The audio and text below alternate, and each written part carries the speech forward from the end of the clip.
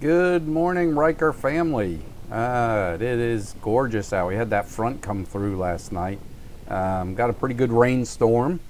Got my jacket on. You can see it's got a little bit of water on the ground in certain areas, but the road's not really wet. Everything's been so dry, it just sucked it right up. But we did get some good rain in. It's a little overcast. But it's supposed to be a beautiful day, so come join me for this ride to work. Let me see. Oh, my mirrors are wet. Let me see. My last topic was that clink, clunk, clank noise in the front. So I got to crawl underneath and check that. What else? But that's it. Otherwise, this bike has been doing great. I have not given it an oil change yet. I got to get the oil and get that done. I'm estimating it might take me 15-20 minutes to do it. What else? Oh, I had somebody contact me, another state. They cannot get a hold of a 900 Ryker. The dealer is talking, you know, they're on backlog and it's going to be a while and this and that. I mean long while, like after summer. So I told them, you know, jokingly semi, not really joking. I said, hey, if you want my bike, I'll sell it to you. How's that? Yeah, I've owned it, you know, a couple months. You can see the way I drive it and that I'm not a speed demon abusing it. I told them check all the videos. You can see my speed limit, what I do. Yeah, I play a little bit, but I'm not one of these guys that you see ripping around with other guys on motorcycles and, you know, tacking this thing out all the time and spinning the tires up. And I told them, hey, you take over what I got left on it, you know, because I did take out a loan on it because I'll end up paying it off early, but for what I got it for with the interest and everything like that, I said, you know, I'd rather use their money than take mine out of the bank, especially of that size, you know, $10,000 or $11,000 once you get done with taxes and all that stuff. So I said, you know, hey, take over my payments and you can have it. I will deliver it to your doorstep. And he actually messaged me back and is thinking about it. If it happens, I will let it go. Not a big deal. You know, it's enjoyable. I love it, and I baby it. I like playing, you know, modifying it and doing all the little things I do to it. But it's just a tool. It's a vehicle. It's not a status symbol. It's not, you know, anything like that. So, okay, red light. You know what I do at red lights? We edit this crap out. Hold on. All right, bang, look at that, quick. There's a coffee place on the left. You guys see me pull in there and get coffee.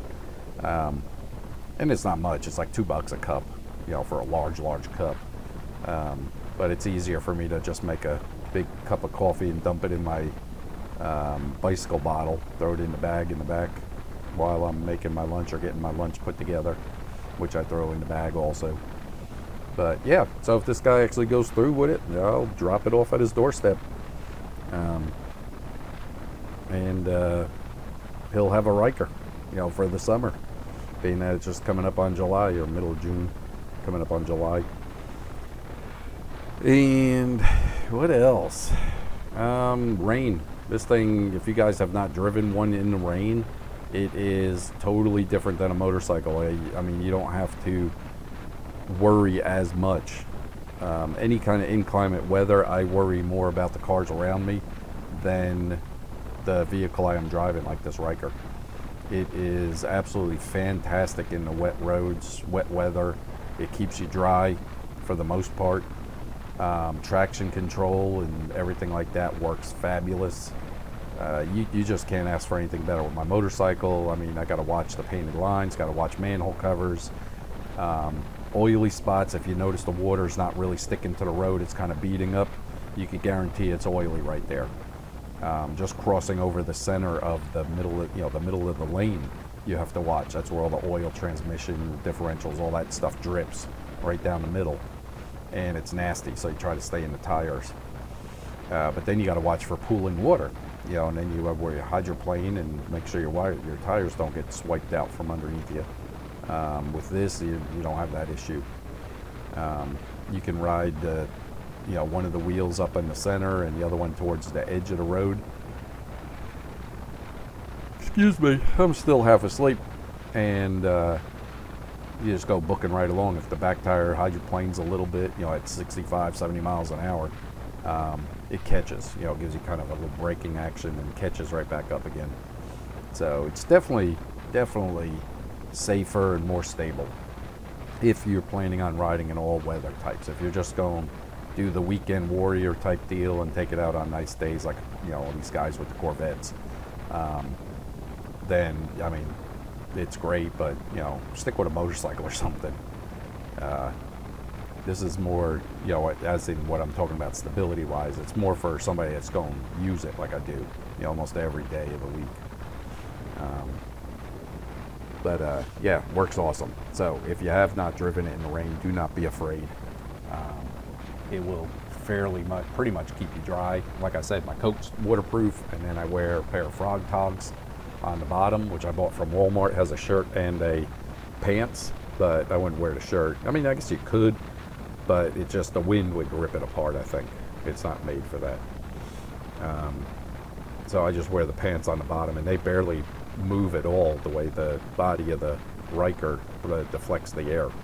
So it's really nothing. My feet don't get wet. The water gets wicked away with the fenders, and the way that it's all designed there, they did a fantastic job on that.